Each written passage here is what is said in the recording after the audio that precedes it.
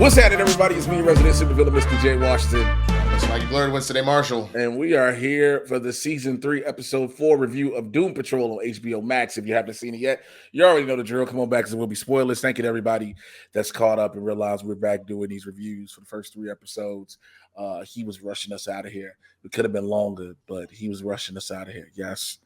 So we had to finish it. Yeah, nigga, it's your fault. I might as well tell the people what happened. Like, could have been longer. It could have been a longer review for the 3 episodes, but you had to go. You know what I'm saying? You were getting looked at the side out the door, and you had to. I'm coming.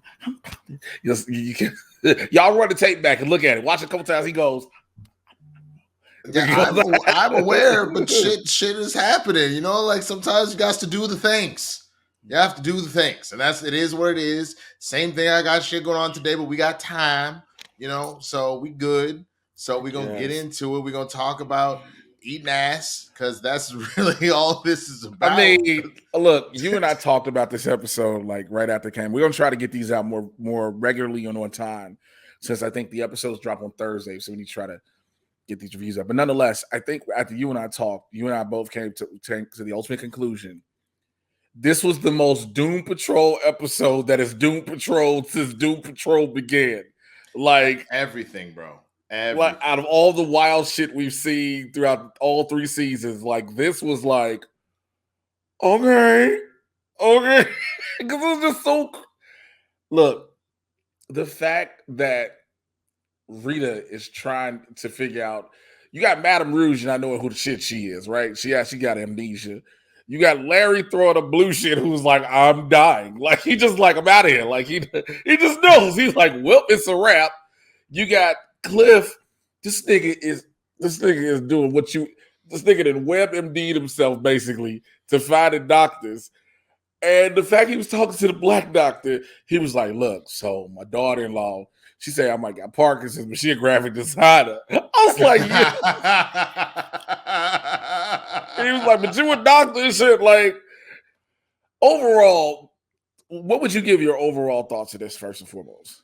I mean, I think for me, it was just so unique in having the idea of them being zombies, but they maintained their intelligence. They obviously didn't maintain their speech, but the idea of like, but they're like the fact that they had the translations, that shit was hilarious to me. Especially with the idea. She found her name was Shannon. That's just what we call it. Yeah, no, I know. Well, like, dude, because like think about any show you've ever seen where you have like, like a dog running around, be like, roof, roof, roof, and it'd be like, you're a bitch. Like, you know what I'm saying? Like, you get the fucking translation. I love that it was essentially the same thing. It was like animals talking, but as they're as zombies. And by far, my favorite moment, not knowing it until watching the little after interview that HBO shows do. We had Michelle playing Madame Rouge talking about, April killed me in the way that she just like, there was one way she delivered brains one time that literally had me, she's like, I peed a little, where she like asked her a question and she was like essentially like, do y'all know what's going on? And April just goes, brains! Like, like the way she said it. Brains! I think it's because it's like, you already are having fun, as you can tell with the cast, right? You're playing the characters, you're doing what this needs to be, but you're clearly having fun doing it. But now, out of all the weird shit and the fun shit you're doing, you get to step it up now and be a zombie, right? So now you just got to say brains. Just how would you say brains? Brains! And like she sounded like Pinky.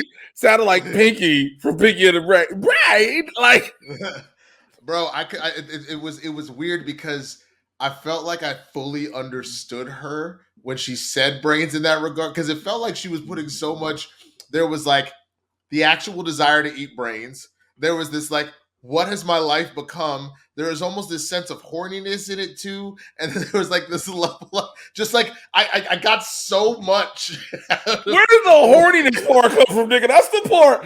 Like there was this level of like I was with you on every other level. I was with you with everything else you had just stated. Then then there was a level of horniness. Like, don't listen.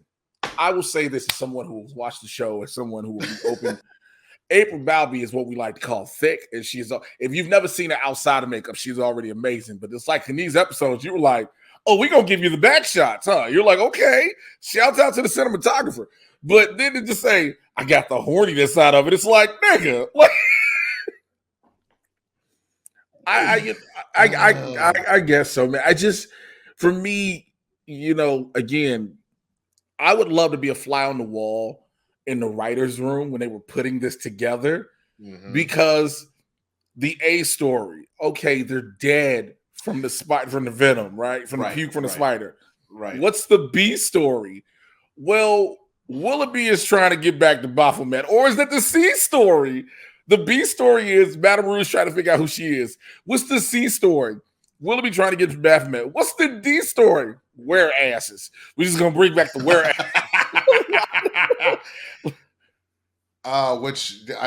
Man, there was just so much going on. The simple fact that Willoughby straight up did that like high school ass, let me talk to you through your friendship. All right, bro. Don't act like you ain't never done it. My nigga dug up the chief just to use his head as a conduit to talk to the nigga, to talk to the Baphomet. But told Madame Rouge and the crew that he dug his head up because of the knowledge that's in his head. No, nigga, you was drinking peach schnapps in a motel room. Like, you was getting... Oh my God, that shit is so fucking funny to think that he straight up be like, so yeah, what do you think about about that Willoughby, man? He's pretty dope, isn't he? Like, he's pretty sweet. I was about to say when you started talking, why is Obama being the dude? That's how you sounded. Like it was almost your Obama. I was like, why is Obama? The problem is anytime I extend anything out, people think I'm doing Obama. I was like, why is Obama being the wingman for this nigga now? So what do you think of Willoughby? Is he a good guy? Do you like Willoughby? I mean, is it? He really likes you. You should really consider it. He loves you. You really should think about it. But I just that shit was so funny to me when I realized what the fuck was happening. I was like, that's the when you see Willoughby under the table on the phone, and then Baphomet catch it on like, don't summon me again until you get these like it's just. Okay, the fact. Let's go to the fact. Also, Rita sabotaging Madame Rouge's ship, like so she can't leave. Like nobody paid. Like she was like, "Oh, bitch, you're not leaving until I get some asses." Basically, like she's doing that. They automatically dime Cyborg out. Was like, "No, you fix this shit. Like you know what to do." In the process, his daddy comes, and I said this to you. I don't know if I said it in the last review or if I said it to you on the phone. He get drop kicked. I have no problem with Vic killing his daddy again. Like, I have no problem. Like, I completely forgot that happened specifically in this show.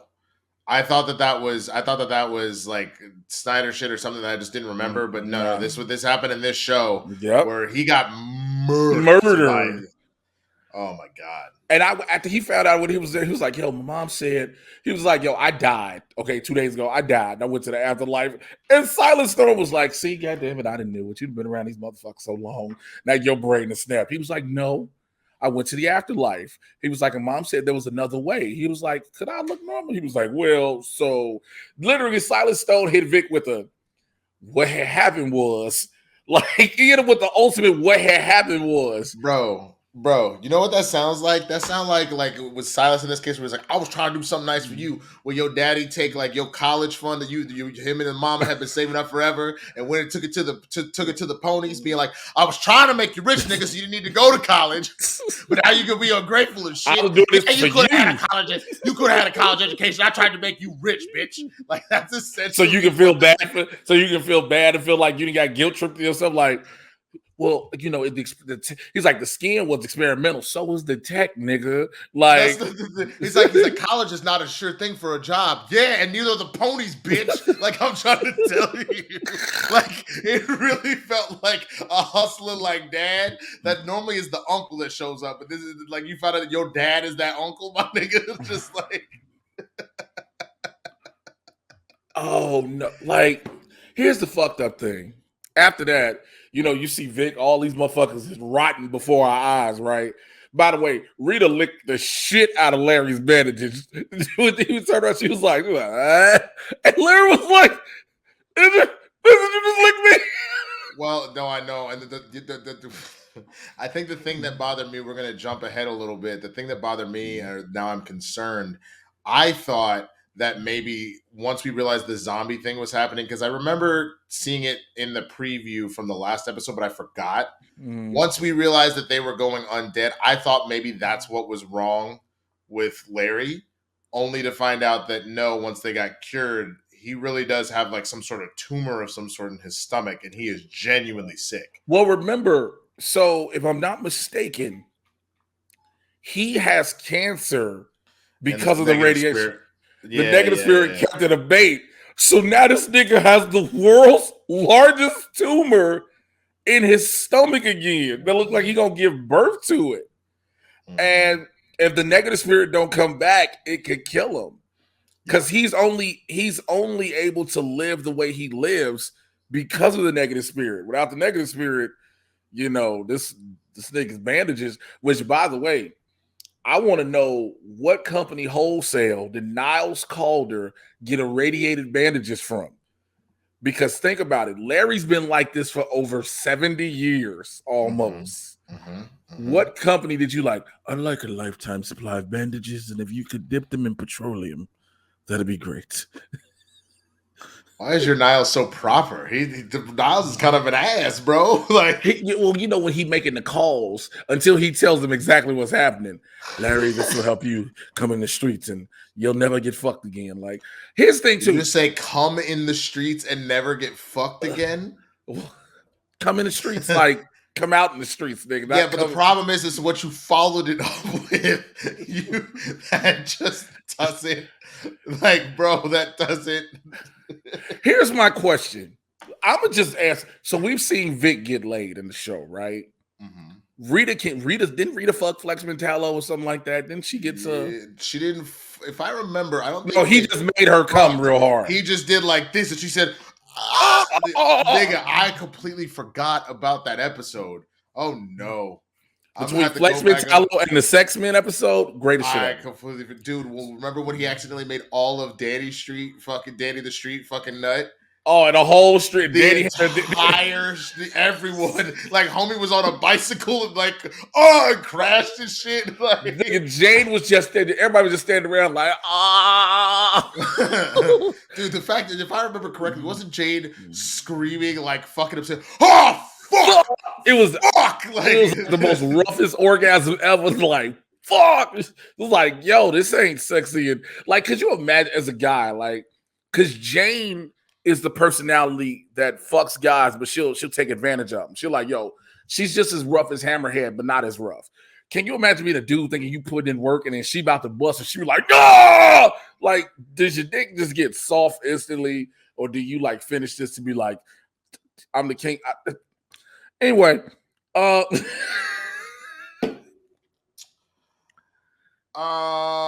right, so there's that. We also have let's just get into the actual zombiness, because we talked about how cool it was, the fact that like that interesting that vomit, that toxin actually did it, and it just took a minute to like kind of take hold and whatnot. But like some of the stuff that was just like so interesting to like hear, because again, with zombies, you have the various lore. So you even have Willoughby and Niles actually saying that, like, yo, like, they done fucked up zombies with all the movies and shit. Like brains actually turn them back normal. They want brains because there is a hormone that is released by the brain that actually restores them to normal. I thought that was super interesting. I thought that was a fun take on zombies in that regard. It's funny because I know I'm gonna switch companies real quick, but I just saw Venom 2. Mhm. And one of the things Venom talks about is Venom likes to eat human brains and chocolate because there's a chemical that only the two of those things produce. So it started to be like, how much of lore have we heard and mythicism that was based in reality, but because of media and all these different things have been bastardized and changed throughout time and history, where we found out motherfuckers won't, motherfuckers are zombies out here, and like it really happens, and you be like, yo, how do we turn them back? And somebody like, they just want to eat brains, and you be like, no, nigga, they'll be back to normal, and it's got to be live brains. Then you like, fuck, so who do we sacrifice to get them back to normal? Like, you know what I'm saying? Like, you start hearing these things because it was interesting, but again, that's all this, like he said, like Willoughby said, there's all this arcane mystic knowledge within Niles's head. The question being, again, we're jumping around because again, spoiler alert, that they eat Niles's head to get back normal. Is that knowledge embedded within them through some sort of way? Niles's knowledge now? Yeah. I guess we'd have to find out and see. I don't think so, because if that was the case, I think there would have been an immediate like, oh shit, we know who you are. You're Madame Rouge. You crazy bitch. Like, you know what I'm saying? Like, that's like which the other thing, for those that don't know the lore on Madame Rouge, I know a lot of people are probably similar to me. You were first introduced to her from the Teen Titans cartoon from the early 2000s. Mm-hmm. She actually has a split person. She has a split personality herself. Mm-hmm. One that is her. I can't remember her name. They said it in the show. Her regular name. Laura DeMille. Laura DeMille. There you go. Laura DeMille, who she originally was. Madame Rouge being almost like the Hulk is the wrong. More like Jacqueline Hyde. I think is a more apt analogy. Where it is pure evil, like.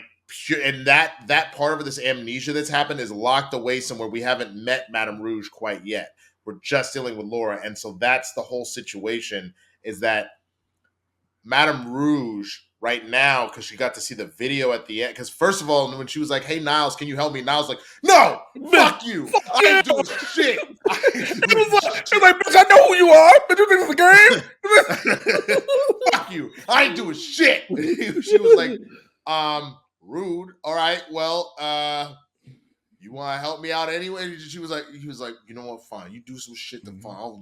I'll show you who the fuck your bitch ass is. So then she then got a letter that he wrote about how she is the fucking worst and she should die. And she was just like, nigga. No, she should be terminated. Now, we all can take terminated for so many other words, okay? We don't know exactly what it might mean. We know what it means. Don't do this. Don't do this. We know what it means. This nigga was like, take her out back and shoot her like old Yella. Don't do this. And so treated like Lizzie in that episode of The Walking Dead. Lizzie, look at the flowers. Look at the flowers. You don't remember that? Well, I haven't seen Walking Dead, bro. Oh my God, nigga. There's an episode where one white woman shoots a little white girl in the back of the head because the little white girl was crazy. The little white girl was feeding dead zombies to her sister. And so she was like, I gotta kill this little bitch. And so she told her to look at the flowers. And there was a black dude. Shout out Tyree, the black dude on the episode. He was like, these white folks are crazy. Like, that's look. These white people's crazy. And so, I mean, but you have that, but then you get to Darren Jones, who's kidnapped Niles' head from Willoughby. Darren Jones is holding his head hostage because, again, he has this gripe to pick against the Doom Patrol for fucking him over with the Bureau of Normancy. Well, that was the funny part, because I don't know if y'all remember when they were at the Bureau of Normancy, they let the asses, the running asses, free, and they started attacking and ripping apart the Bureau of Normalcy. Well, also turns out if they don't ultimately kill you, you can actually become a were-ass.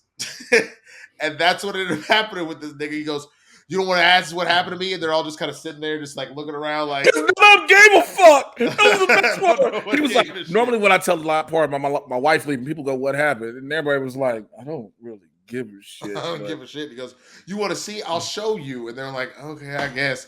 And then he starts pulling his pants up like, wait. To find out that this nigga has turned into a were-ass. And he, with that, summons all of his were-ass friends, bro. And it's on. But We lost your audio for a second, Jay. Let's make sure that you're. everybody trying to figure out what to do, and Jane just decides the best way to take out a were-ass is to eat said ass. So it's actually the fact that this is very like only the girls do it because obviously you're just getting Clint out here just ripping them in fucking half, bro. Willoughby like, pulls out a flaming sword. Yeah, he's slicing them up. Like the Cyborg is like using random things to use because he ain't got no power, he ain't got no ability. This nigga's just that's so fucked up. Like Vic is around this motherfucker just as his body, nigga. So that was the other thing that I was kind of curious about. So was it that none of the other personalities could come out of Jane at this point because she was a zombie? That was my guess. That's a good thing, probably. Because she's got powers. So I don't know why she wouldn't have just turned to Hammerhead and just start super punching shit. Well, so yeah, I thought maybe... Because Jane is basically a regular... Jane is just a personality with no ability. Right. Exactly. You know what I'm saying?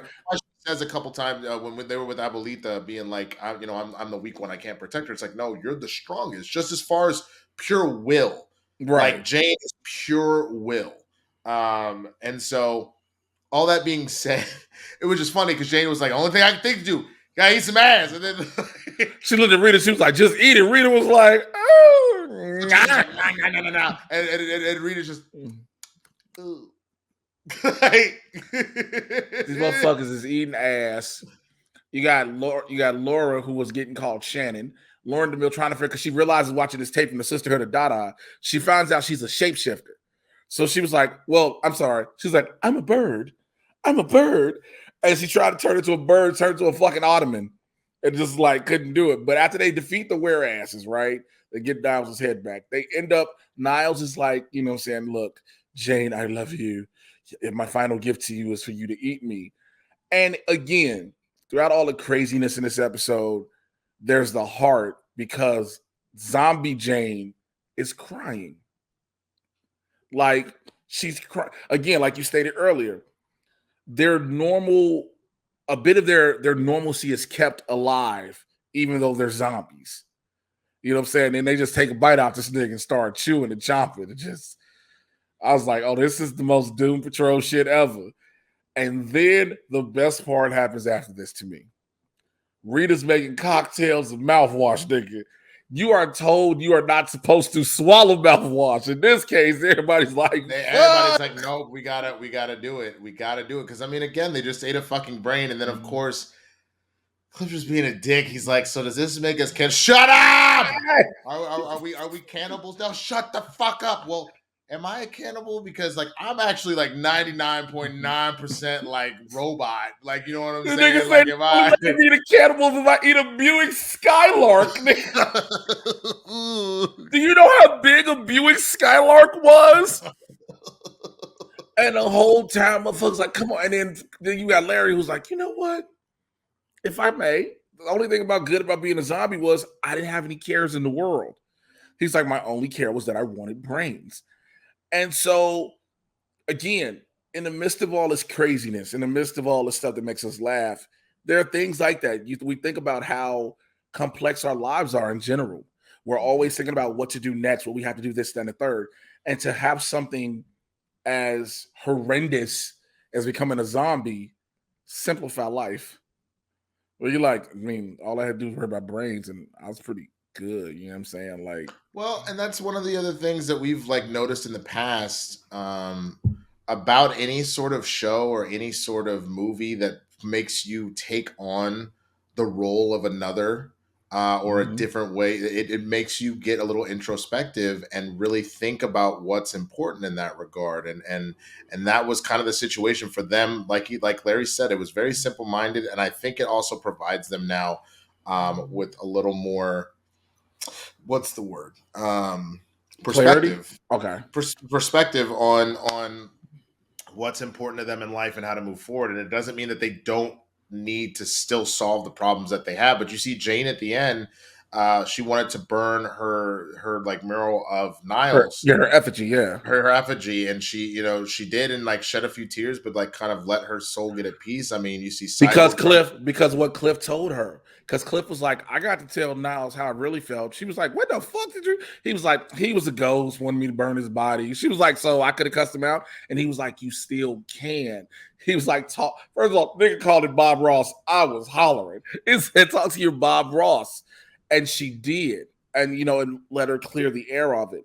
And I think that's the thing, because leading into this season from the last season, with everyone finding out that their lives weren't meant to go this way. Like Niles tortured Jane to manifest the personalities. You know what I'm saying? He made that water that Rita fell into. He's the one that convinced Silas to do the tech on Vic. He took Cliff's brain. So like they were all coming to terms with this shit. And now they're starting, like you said, some perspective, and they're like being able to say their closure, because it's like, do I stay mad at you, or do I just embrace what my life is now? Right.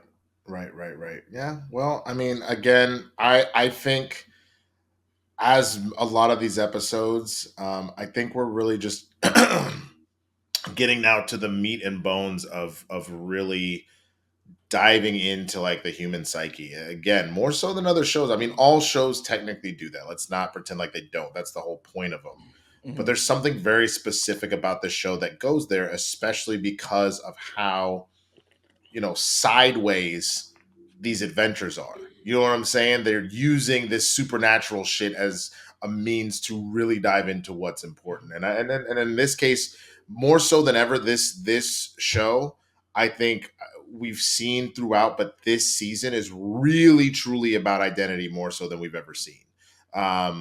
You like Rita, is she really once again that blob monster? We found out last season that she's not the superstar actress. It was her mom sleeping with everybody so that she could be famous.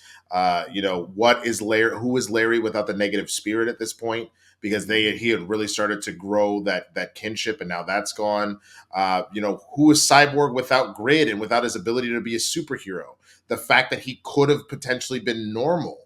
And, you know, because you see him at the end putting up that, you know, that little tray, like mirror, and kind of make him see his full face. And of course, Jane now finally in a sense of peace and balance with all of the personalities. But who is she without Niles?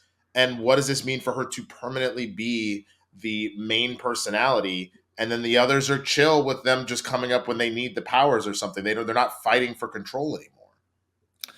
Yeah, I think that you just stated all that perfectly. When you say identity, I think the only thing I was going to add to that was, well, do you think, not even just that, at the end of the season, do you think they will finally take on the identity of being the Doom Patrol? Depends on how much Brotherhood of Evil we're getting, which again, if we've already seen Madame Rouge, Monsieur Mala, and the Brain, let alone Gargorax, then I think this is their most known enemy. This is their Legion of Doom. So like, but you get what I'm saying? Because it was even like maybe an episode or two ago, Jane was like, you want us so bad to be this Doom Patrol. We're not. You know what I'm saying? Like, will they finally, you said accept an identity and stuff. Will they embrace that identity of them being the Doom Patrol? I think that they will ultimately, just because, again, they're about to meet the biggest villain that the Doom Patrol, biggest villainous group that the Doom Patrol's ever dealt with. They're gonna have to accept it, because Madame Rouge is going to ultimately figure out who the fuck she is, and she's going to fuck their day up. Because remember, at the end of the episode, she saw Rita in the movie kind of chilling there in the background. She could see her reflection, and she was like, what the fuck? This bitch been around since what? So, like, you know what I'm saying? That's why she's trying to figure out, even from when they were at Codsville, like, she's trying to put two and two together. So, I mean, is Madame Rouge the big, because again, the Brotherhood of Evil basically is gone, right? Remember, for what we know, you never know, bro. Like, I mean, I don't think gorillas live that long, but again, we're dealing with a bunch of supernatural shit. They could have been in jail by the Bureau of Normalcy, and maybe they're free now because of everything that went down. Let alone the fact that, remember, Madame Rouge time travel technically, so their asses could show up with the amnesia and shit. You never know. Before we go, so should I go back like 2 weeks to talk to Niles? Yeah, I don't think you want to do that. A big kaiju for candle monster out there. Well, what about 3 weeks ago? I mean, there was sex ghosts all over the cliff. When you think about like every week. They were like, no, every week is something you don't really want to. You don't want to do any of this shit. Like I wouldn't. She was like, Oh so what my about God. 7 weeks? They were like, yeah, probably worry about 7 weeks of work. That might be okay. Yeah, you should be fine, I guess. Like, oh my God, which is funny because think about it. We would have technically, because of time loops, we would have seen her in previous episodes. So the reason she's not actually time traveling, like, I mean, that's a great way to write away her just time traveling into their lives. Because they'd be like, we'd have had to reshoot all this shit with her popping up somewhere, and they're like, which you could have potentially gone endgame with it, where like you didn't realize all this shit was happening. Like you rewrite it in a little bit, like you know, we didn't see the moment of Steve fighting Steve. We didn't see the moment of Tony like having a heart attack because Ant-Man's involved. So you could have technically done it, but it just would have been very like interesting. Look, we already were trying to do all this shit via COVID at the time being. We need to get this shit out. We can't go back too much. No, but exactly. let's just do this as we always wrap these up on a scale of 1 to 5. 5 being the highest. What are you giving this one? I'm giving this a 4.5, man. Like, I mean, the ass eating was fucking hilarious just because it was a very small thing that just like made you kind of laugh when you realize what was happening. My only thing, because you mentioned this story seemed a little busy. The fact that, like, I know you needed a villain for the episode, so to bring up the where-ass thing was cool, but I it was kind of an afterthought. And so that's the only reason I'm not going to be like, boom, perfect 5 or anything like that. But there was a lot of really good to be here. We got more about Madame Rouge. We got more about them, and then Jane's processing with Niles being gone. So I'll give it a 4.5. For me, I'm at like a 4.75 again to go back and to revisit the Euronormacy, Darren Jones, the asses. You know what I'm saying? To revisit Baphomet still being the thing with Willoughby. We don't know how much further. Like, he's a reoccurring part of this show. So just because Niles is gone doesn't mean he is. Yeah, Madame Rouge starting to realize who she is. It's not a perfect episode by any means, but it's damn near there for me. And so I think that's how we feel on that. But look, we want to know what you think down below in these comments, all right? As always, keep the conversation civil in the discourse. Like, just regular good. We're talking about a fucking comic book TV show. There's no reason for people to be losing their minds in comment sections. Were people losing their minds in the last comment section? No, I'm just saying, I've been saying that on every video. Every video. Just to make people realize, what are we talking about here? Comic book shit. Have fun with it, all right? Let us know what you think, all right? Like, subscribe to the channel, click on the notification bell. Follow me on Twitter and Instagram, Mr. J. Washington. With him, Swaggy Blerd is everywhere. You can find us collectively every Tuesday and Thursday, 6 p.m. Pacific, 9 p.m. Eastern, Blerds in the Hood, over on YouTube and Twitch. Both of them are at Blerds in the Hood, BLERDS, the letter NTHEHOOD. Holla at y'all next week for the episode 5 version. We out here. Take care. Goodbye.